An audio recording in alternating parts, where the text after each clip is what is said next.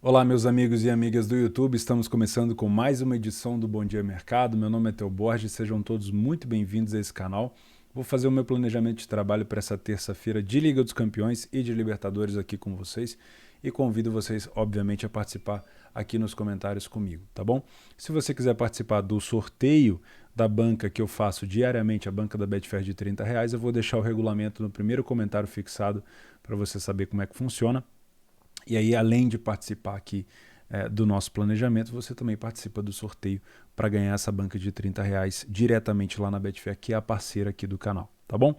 Bom, hoje eu vou falar sobre a Liga dos Campeões e eu vou evitar de falar dessa segunda-feira, porque é uma segunda-feira com poucos jogos, mais fraca, onde eu tiro para resolver as coisas aqui do sítio, né? Quem mora no sítio sabe que a gente sempre tem que ter um dia para ir na cidade resolver as coisas e geralmente, para mim, esse dia é segunda-feira, tá? Então vamos focar logo na Liga dos Campeões, que vão ser, né, os dois jogos da Champions, o meu foco nessa terça-feira. Primeiro, gosto de falar assim, com toda a sinceridade do mundo. Eu não consigo distinguir quem está aí do outro lado me escutando, se você está aí há 2 meses, há um ano, há 5 anos, eu não consigo saber, né? Mas eu sempre gosto de dizer o seguinte: não deixa o glamour da Champions League, da competição Champions League, que muitas vezes é incentivado pela nossa paixão pelo futebol, pelos narradores de canais que transmitem a Champions, ou até por algum tipo de criador de conteúdo, influenciar a tua gestão de capital ou a tua metodologia de trabalho. Aplica na Champions, nos jogos de Champions, a mesma gestão de capital, a mesma gestão financeira e o mesmo método de trabalho que você está acostumado em jogos convencionais. Porque quando você for mensurar os seus resultados na sua planilha, por mais que você tenha colocado Liga dos Campeões e Série B, o prejuízo e o lucro vão estar ali. Ele não vai ser dourado, ele não vai ter um brilho maior porque ele foi de Champions. Pelo contrário, se foi prejuízo, né? Você vai provavelmente se perguntar por que você aumentou a sua stake, por que você mudou o seu método de trabalho para se adaptar às vezes, ou por conta de uma indução emocional, por conta do o meu amigo disse que esse jogo era para gols, o pessoal do Discord falou que era para goleada, e aí você acaba se perdendo no meio do caminho. Tá? Então, trabalha de maneira convencional. Não é porque, óbvio, como torcedor, como um amante de futebol, eu quero ver a Liga dos Campeões. Na maioria das vezes, as estrelas estão em campo, né? Como nesse jogo, por exemplo, do Bayern e no outro jogo do Liverpool com a Inter. Mas pega um pouco leve em relação a essa emoção aflorar demais e acaba mexendo um pouco com o seu dedo nervoso, tá? Cuidado com isso daí. Então vamos lá. Na maioria das vezes, jogos da Champions, principalmente os parelhos, não é o caso desse aqui, a gente tem jogos mais difíceis, times que se estudam, né? Os melhores jogadores estão ali, então costumam ser jogos mais difíceis mesmo de se trabalhar. Vamos falar sobre Bayern de Munique e Salzburg. A primeira situação que a gente tem aqui, que é observar, é a odd baixa do Bayern de Munique. Né? Eu vou tomando meu café aqui conversando com vocês. Essa odd me assustou um pouco, tá? Porque a 1,16, eu não lembro se o Bayern chegou a começar a 1,16 contra o Frankfurt, contra o Borussia Mönchengladbach e contra o Leverkusen. Eu acho que não, tá? E foram equipes que deram trabalho para o Bayern essa temporada. E aí você pega um time do Salzburg, que é o melhor time da Áustria, e você coloca, que empatou com o Bayern no primeiro jogo 1-1, e você coloca o Bayern a 1,16, próximo de 1,20, tá? Não acho desrespeitoso, eu acho que o Bayern ele é um papa título, é um time gigantesco, historicamente na Champions é um time gigante, e obviamente o mercado está pesando isso, tá? Mas eu não gosto muito dessa cotação inicial. Falando um pouco de jabá, antes da gente começar, a Betfair está oferecendo uma odd de 15 para o Bayern de Munique vencer esse jogo. Então, se você não tem conta na Betfair, considere abrir a sua conta e já aproveitar essa super cotação do Bayern, porque a 1,16 talvez seja mais difícil de buscar esse back, mas a 15 fica bem interessante.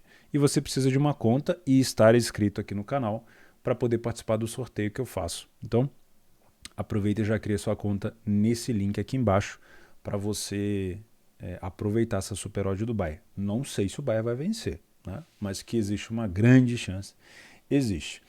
Vou começar excluindo a minha participação provavelmente no Match Odds, porque eu sei que o Bayern de Munique joga com uma linha mais avançada e eu sei que o Salzburg vai aproveitar um pouco essa situação, tá? Eu quero criar o cenário desse jogo de uma maneira bem simples com vocês, para a gente não ficar aqui também devagando por 30 minutos. Eu separei duas imagens, eu quero que vocês confiram elas comigo, tá? Eu vou tentar compartilhar a tela do meu computador, eu não costumo fazer isso porque eu não sei. Tá? Eu estou aprendendo um pouco de tecnologia, mas eu vou deixar aqui, ó, a minha imagem provavelmente não está mais aí, mas vocês estão me ouvindo. Tá? Eu quero chamar a atenção para duas situações. Do lado esquerdo, nós temos um jogo onde o Bayern, naquele momento, perdia por 1-0. Tá? Ou seja, vocês conseguem ver aqui junto comigo jogadores do Salzburg em superioridade numérica contra a defesa do Bayern de Munique, que hoje não conta com o seu melhor goleiro, na minha opinião, com todo respeito a quem discorda, o melhor goleiro do mundo, que é o Manuel Neuer. Tá? Esse goleiro aqui ele foi muito tempo do Hamburgo e é um cara que eu conheço um pouco mais de perto. Tá? Nesse momento aqui, o Bayern tinha uma linha alta, tentando fazer uma compactação ofensiva para poder empatar o jogo. E o Salzburg, por vezes, aproveitou esses contra-ataques. E poderia ter matado. Esse lance particularmente, o cara puxou para cá e chutou e o goleiro pegou com o pé direito. Tá? Nessa situação, eu vou ver se eu consigo colocar aqui para vocês. Espera aí. Vou ver se eu consigo pegar essa câmera aqui e colocar nessa janela aqui. Aí, beleza. Acho que eu não estou atrapalhando, né? Espero que não. Então, o que acontece? O Salzburg poderia ter aproveitado muito mais esses contra-ataques durante aquele período onde o Bayern estava atrás do placar. Mas ele acabou tentando fazer aquela coisa que a gente chama de manutenção de vantagem, né? Que pode ser, obviamente, inteligente em alguns momentos, mas eu acho que quando você pega um Bayern, sabendo que vai ter um jogo da volta na Alemanha, você tem que matar, enfiar a faca mesmo, né? E eu acho que o Salzburg acabou perdendo algumas oportunidades, principalmente de não o fazer, né? De não contra-atacar. Mas quando quis, e isso pode acontecer, ao longo do jogo, não achem que o Salzburg vai jogar de maneira completamente recuada. E se ele estiver recuado, não acho que ele não vai contra-atacar. Tá? Já do lado direito, e aí eu vou buscar a minha imagem e jogar para cá, tá? No meio da tela mesmo, só para vocês focarem. Nós temos aqui o primeiro lance do jogo, praticamente, que foi um 0-0, onde o Gnabry é acionado no lançamento. Se eu não me engano, foi o Kimmich ou o Schürrle que fez esse lançamento, o Pavard, não me lembro, e acionou o Gnabry pela ponta. E vocês conseguem perceber aonde está, e eu não estou falando de superioridade numérica aqui, tá? Eu estou falando aonde está a linha defensiva do Salzburg. Então, se a gente considerar que eu tenho um Bayern que gosta de jogar com uma linha alta para compactar, e de um Salzburg que também pode fazer isso, porque ele faz muito isso no campeonato local, a gente com certeza vai ter um jogo espaçado para gols. De preferência, se a gente já tiver um placar aberto.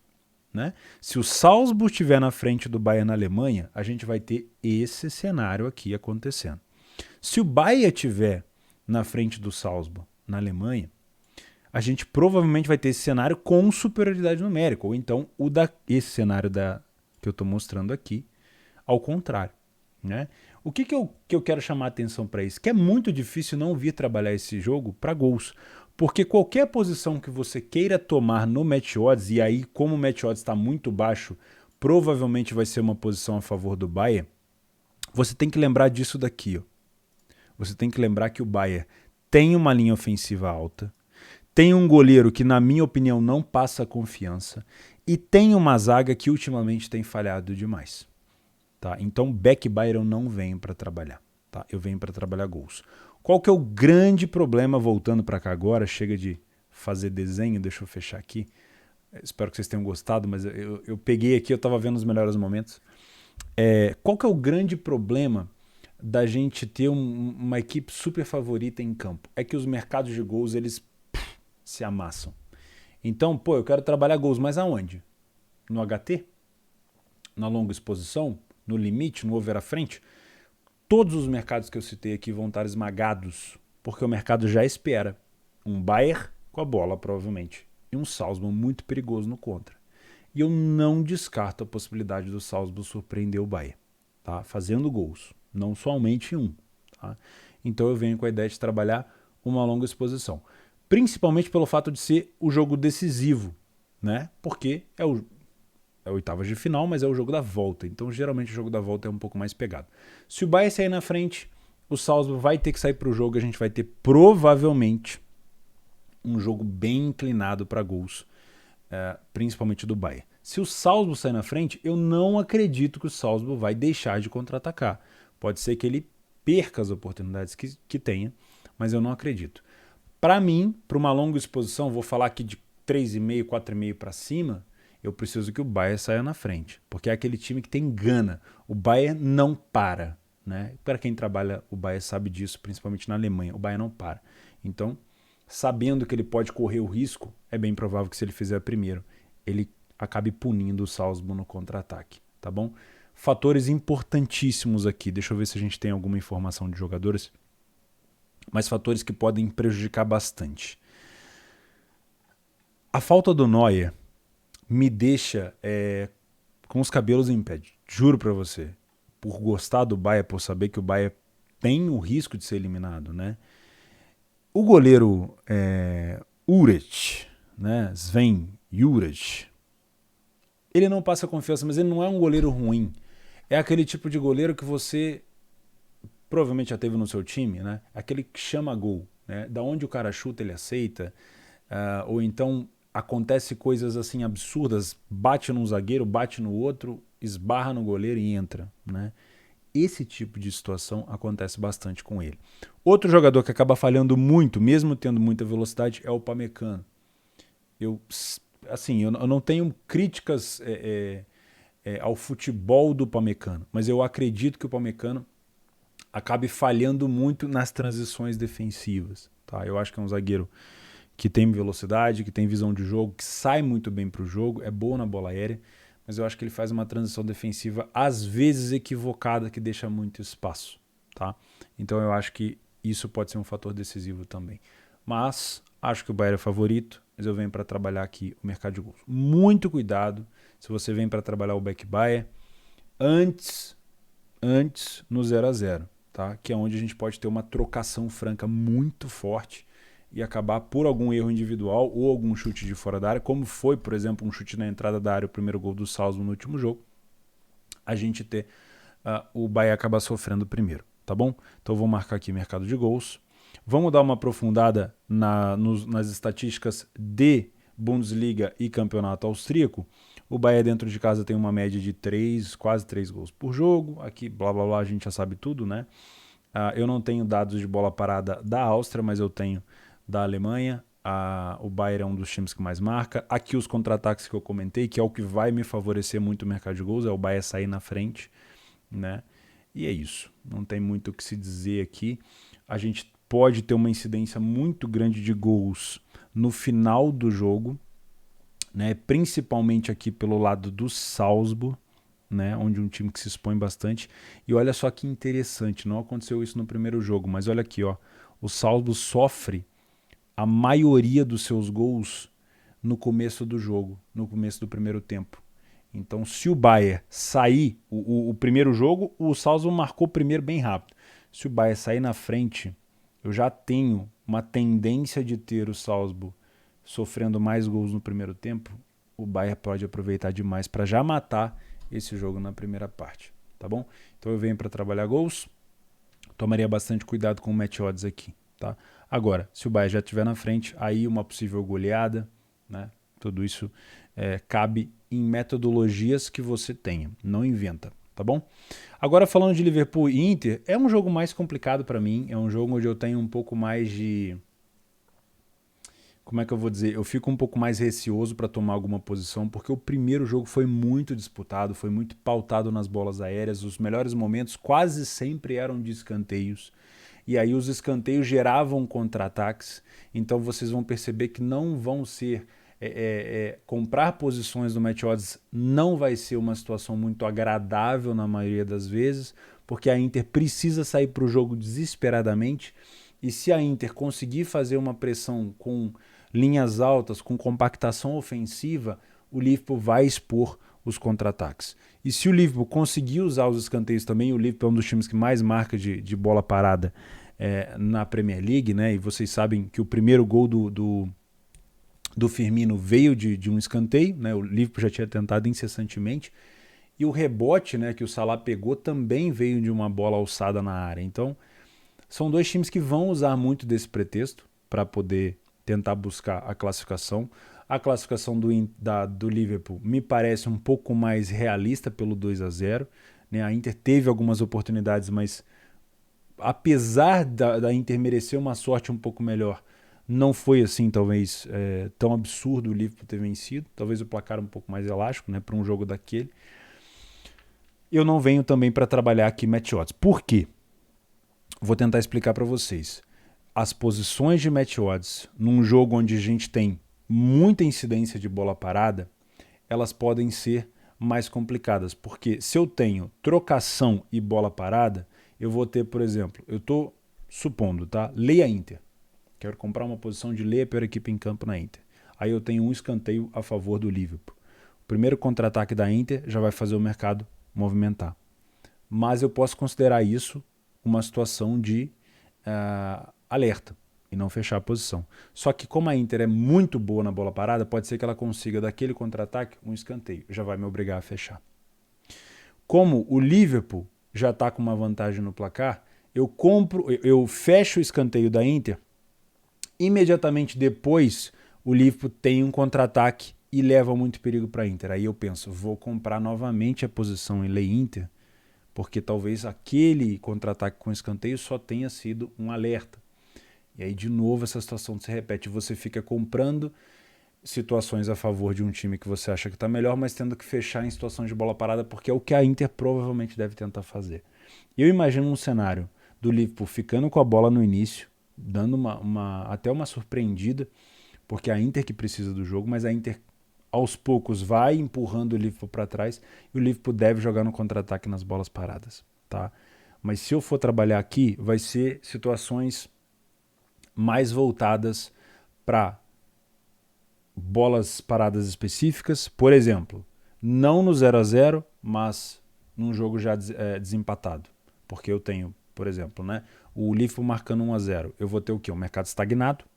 Se eu comprar a Lei Liverpool numa bola parada da Inter, eu sei exatamente o quanto que eu vou perder, imediatamente eu já vou fechar a posição. Eu tenho um mercado muito mais estabilizado do que num 0-0.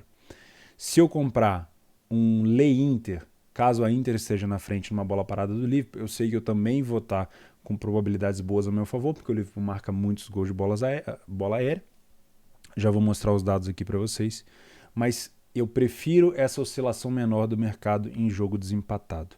Se for para buscar gols no mercado de gols, como eu sei que a tendência de ser um jogo um pouco mais under, a tendência, não é a realidade, eu talvez espere o segundo tempo. Tá? Vamos dar uma aprofundada aqui de uma maneira mais ampla, porque aqui eu vou buscar Premier League e Série A, mas eu quero mostrar isso aqui para vocês. Ó. Gols de bola parada.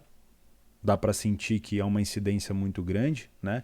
Olha só, 15 gols marcados pelo Liverpool, 12 marcados pela Inter, 6 gols marcados de contra-ataque pela Inter. Então pensa bem, você está comprando o Lei Inter numa situação de canto do Liverpool, daqui a pouco a Inter vai puxar um contra-ataque muito perigoso contra você e pode ficar uma situação mais complicada, tá bom?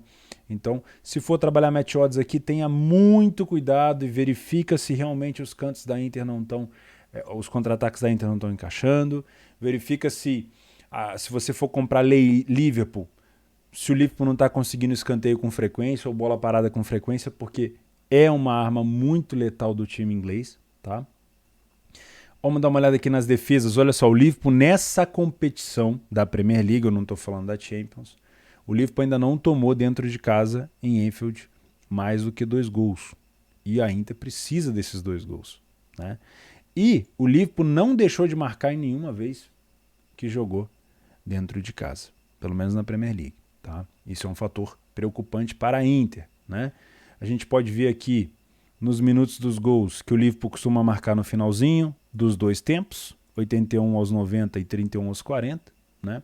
Acaba sofrendo aqui no segundo tempo, né? Talvez um momento de desconcentração ou quando já está em vantagem.